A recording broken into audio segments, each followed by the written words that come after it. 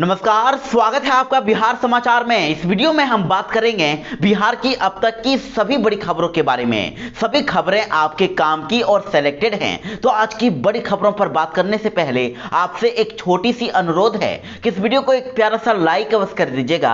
आपका एक लाइक करना ही हमारी मेहनत का फल होता है। तो चलिए शुरुआत करते हैं आज की पहली बड़ी खबर से। मुख्यमंत्री नीतीश कुमार आज से समाज सुधार यात्रा निकालने वाले हैं। तो अब इसको लेकर तेजस्वी यादव ने मुख्यमंत्री नीतीश कुमार पर तंज कसा है और कहा है कि समाज नहीं व्यवस्था सुधारिए। तेजस्वी यादव ने ट्वीट करके लिखा है कि 16 वर्षों के आदरणीय मुख्यमंत्री नीतीश कुमार जी, बिहार को समाज सुधार यात्रा से अधिक व्यवस्था सुधार यात्रा की आवश्यकता है, क्योंकि व्यवस्था दुरुस्त होने से अधिकांश सामाजिक समस्याएं खुद ही दूर हो जाएंगी। बिहार में प्रशासनिक अराजकता व्याप्त है और अब मान ही लीजिए कि आपका सिस्टम पूरी तरह से ध्वस्त हो चुका है। तेजस्वी यादव ने कहा कि आखिर जब बिहार में 16 वर्षों से नीतीश कुमार की सरकार है तो फिर उन्हें सुधार अभियान जैसी यात्राएं क्यों निकालनी पड़ रही है। उन्होंने कहा कि अगर व्यवस्था सुधार लेंगे तो समाज खुद ही सुधर जाएगा। इसलिए बिहार को समाज सुधार यात्रा की नहीं बल्कि व्यवस्था सुधार यात्रा की जरूरत है।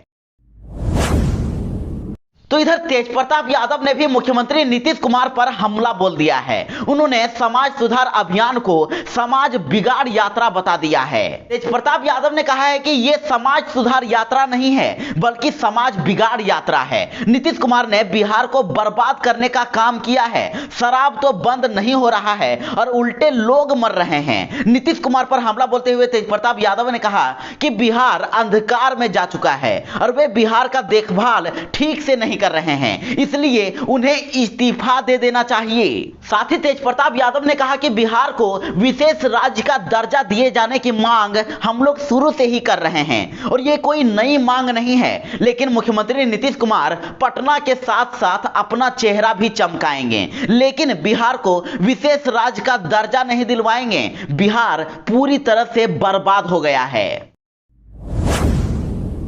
ब्राह्मणों को लेकर दिए गए बयान पर अब जीतन राम मांझी डरते हुए नजर आ रहे हैं। उन्होंने अब ब्राह्मणों से माफी मांग ली है और कह दिया है कि जुबान फिसल गई थी। जी हां, ब्राह्मणों पर दिए गए बयान को लेकर जीतन राम मांझी ने अब माफी मांग ली है। उन्होंने ट्वीट करके अपनी सफाई दी है। जीतन राम मांझी ने ट्वीट करके कहा है कि मैं ब्राह्मण नहीं ब्राह्मणवाद के खिलाफ हूं। पंडितों के खिलाफ बोले गए मेरे शब्द स्लिप ऑफ टंग हो सकता है, जिसके लिए मैं खेद प्रकट करता हूं। वैसे मैं ब्राह्मण नहीं ब्राह्मणवाद के खिलाफ हूं। मांझी ने स्पष्ट कर दिया है कि ब्राह्मणवाद दलितों से नफरत करता है, दलितों को अछूत बताता है, गले में हड्डियां, कमर में झाड़ू, पैर में घुंघरू बंधवाया है और इनका विरोध अब जारी रहेगा। तो वहीं आपको बता दें कि पंडितों पर दिए गए बयान को लेकर बेतिया में भी पूर्व मुख्यमंत्री जीतन राम मांझी पर परिवाद दायर किया गया है और भाजपा के पूर्व विधायक आरएस पांडे के भतीजे विवेक पांडे ने केस दर्ज कराया है। सीजेएम कोर्ट में परिवाद दायर किया गया है। जीतन राम मांझी के विवादित बयान के बाद अब बीजेपी नेता गजेंद्र झा ने भी एक बड़ा ऐलान कर दिया है। उन्होंने कहा है कि जीतन राम मांझी की जुबान काटने वाले को 11 लाख का इनाम दिया जाएगा। तो इधर बड़ी खबर आ रही है कि बीजेपी ने अब गजेंद्र झा पर कार्रवाई कर दी है। बीजेपी नेता गजेंद्र झा को पार्टी से निष्कासित कर दिया गया है और पार्टी ने 15 दिनों के अंदर उनसे जवाब मांगा है। आपको बता दें कि गजेंद्र झा ने सोमवार को यह बयान दिया था कि ब्राह्मण का बेटा यदि मांझी का जीभ काट कर लाता है तो उसे वे इनाम के तौर पर 11 लाख रुपए देंगे और साथ ही जिंदगी भर उसका भरण पोषण भी करेंगे। गजेंद्र झा ने कहा था कि उन्हें पहले लगता था कि जीतन राम मांझी मानसिक तौर पर बीमार हैं, उन्होंने अपनी संवेदनाएं खो दी है, लेकिन एक बार नहीं वो बार बार इस तरह का बयान देते हैं जिसे ब्राह्मण समाज कतई बर्दाश्त नहीं करेगा।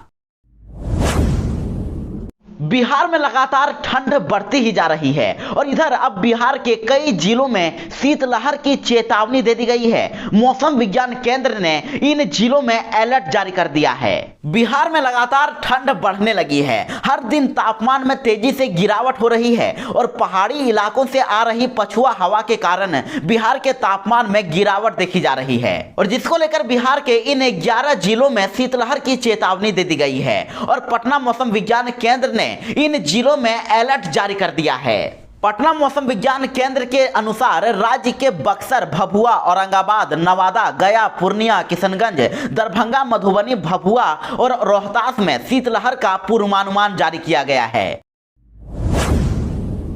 बिहार सरकार लड़कियों को पैसे देने वाली है। बिहार की 2.25 लाख ग्रेजुएट लड़कियों को अब नए वर्ष में 50,000 रुपए मिलेंगे। जी हां, मुख्यमंत्री कन्या उत्थान योजना और मुख्यमंत्री बालिका प्रोत्साहन स्नातक योजना के तहत 2,07,132 छात्राओं को अब प्रोत्साहन राशि नए साल में मिल जाएगी। शिक्षा विभाग ने सभी विश्वविद्यालयों को 31 दिसंबर तक लंबित आवेदनों को सत्यापन करने का अल्टीमेटम दे दिया है और 25 अप्रैल 2018 से 31 मार्च 2021 तक स्नातक पास छात्राओं को प्रोत्साहन राशि के रूप में 25-25 हजार रुपए और चालू वित्तीय वर्ष 2021-22 में स्नातक पास छात्राओं को 50-50 हजार रुपए दिए जाएंगे। शिक्षा विभाग के द्वारा यह आदेश जारी कर दिया गया है।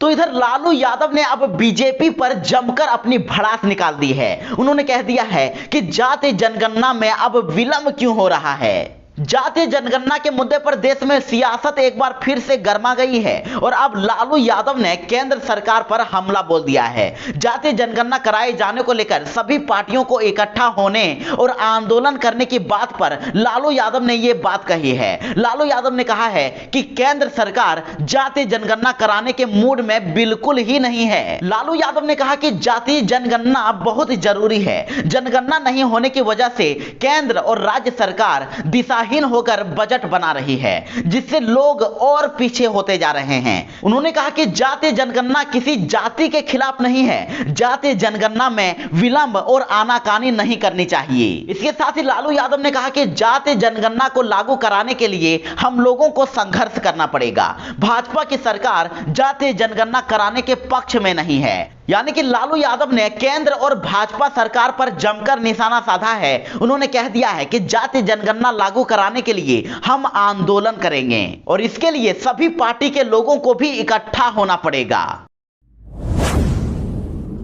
बिहार में कोरोना वायरस और ओमिक्रॉन वेरिएंट के बढ़ते हुए खतरे को लेकर अब केंद्र सरकार ने स्कूलों को लेकर दिशा निर्देश जारी कर दिया है। केंद्र सरकार ने नई गाइडलाइन जारी कर दी है और अब बिहार में इसी सप्ताह में स्कूलों को भी बंद किया जा सकता है। और इधर सरकार ने बच्चों को बीमार होने से बचाने के लिए स्कूल खोलने के लिए न्यूनतम तापमान भी तय कर दिया है।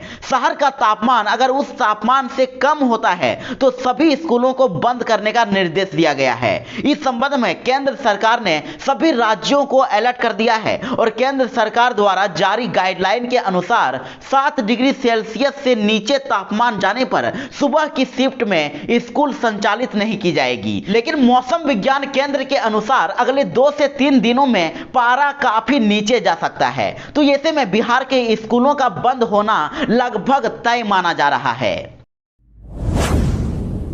पटना में किन्नरों पर लाठीचार्ज किया गया है। सड़कों पर जबरदस्त बवाल भी हुआ है। जी हां, यह खबर पटना से आ रही है। पटना के कंकड़ बाग में किन्नरों की मौत पर जमकर हंगामा हुआ।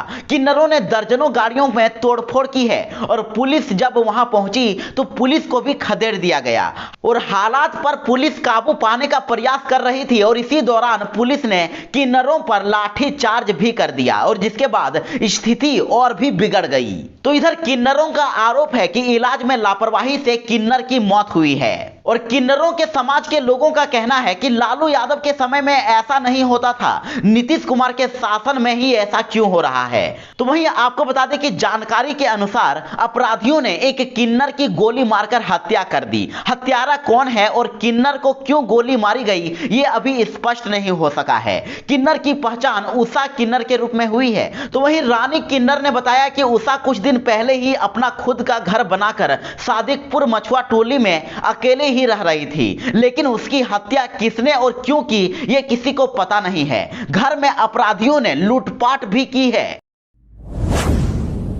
बिहार से एक भीषण सड़क हादसे की खबर आ रही है जिसमें 6 लोगों की दर्दनाक मौत हो गई है और जिसके बाद आक्रोशित लोगों ने हाईवा को ही आग लगा दिया। और यह खबर नालंदा से आ रही है जहां भीषण सड़क हादसे में 6 लोगों की मौत हो गई जबकि 2 लोग गंभीर रूप से घायल हैं। घायलों को इलाज के लिए अस्पताल में भर्ती कराया गया है और बताया जा रहा है कि हाईवा और ऑटो की टक्कर में लोगों की मौतें हुई है। घटना के बाद आक्रोशित लोगों ने हाईवा को ही आग के हवाले कर दिया। इस घटना को लेकर लोग काफी आक्रोशित हैं और लोगों ने मौत पर हंगामा भी किया है। देश में ओमिक्रॉन केस के मामले लगातार बढ़ते ही जा रहे हैं और जिसको लेकर अब केंद्र सरकार ने सभी राज्यों को अलर्ट कर दिया है। केंद्र सरकार ने देश में बढ़ते हुए कोरोना के ओमिक्रॉन वेरिएंट को देखते हुए राज्यों को चेतावनी जारी कर दी है। केंद्र ने बता दिया है कि ओमिक्रॉन वेरिएंट डेल्टा की तुलना में 3 गुना अधिक संक्रामक है और ऐसे में इसे फैलने से रोकने के लिए राज्य वॉर रूम केंद्रों को सक्रिय करें और साथ ही जिला एवं स्थानीय स्तर पर सख्त एवं तुरंत कार्रवाई की जानी चाहिए। और साथ ही केंद्र ने निगरानी बढ़ाने के अलावा रात में कर्फ्यू लगाने, बड़ी सभाओं का सख्त नियमन, शादियों और अंतिम संस्कार कार्यक्रमों में लोगों की संख्या कम करने और रणनीति नियम को लागू करने की भी सलाह दे दी है। साथ ही राज्यों से 100% वैक्सीन पर फोकस करने के लिए कहा गया है। और आपको बता दें कि अब तक देश में ओमिक्रॉन के 200 से भी ज्यादा केस सामने आ चुके हैं और सबसे ज्यादा मामले मुंबई में सामने आए हैं। दिल्ली में ओमिक्रॉन संक्रमितों की संख्या बढ़कर अब 54 हो गई है, यानी कि देश में हर चौथा संक्रमित दिल्ली में है। और इस बीच केंद्र सरकार ने राज्यों को चेतावनी जारी करके वॉर रूम सक्रिय करने के लिए कह दिया है। तो इधर बिहार सरकार भी कोरोना और ओमिक्रॉन वेरिएंट को लेकर सतर्क हो गई है और लगातार ऐसे ही अगर मामले बढ़ते जाएं तो बिहार को एक बार फिर से लॉकडाउन किया जा सकता है।